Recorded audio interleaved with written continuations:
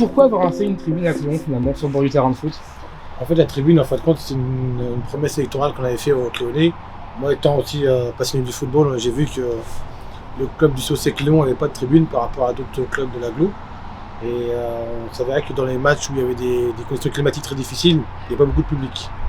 Donc là, la tribune était nécessaire dans un premier temps déjà pour mettre à l'abri les personnes âgées ou les mères de famille, les personnes qui avaient besoin de s'abriter. Voilà, donc on a aussi travaillé sur le handicap de façon à faire la tribune soit accessible à tout le monde.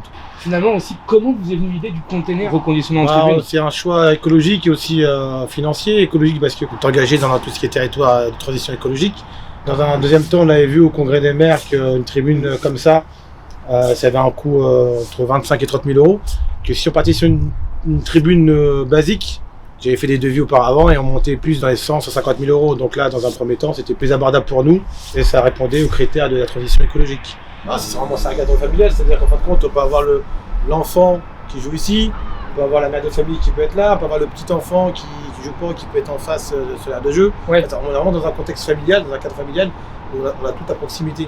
Tout est mis en œuvre pour que vraiment la famille ou les personnes se sentent très bien en complexe. Et le parc des sports et des loisirs prend tout son sens finalement. Prend tout son sens, exactement.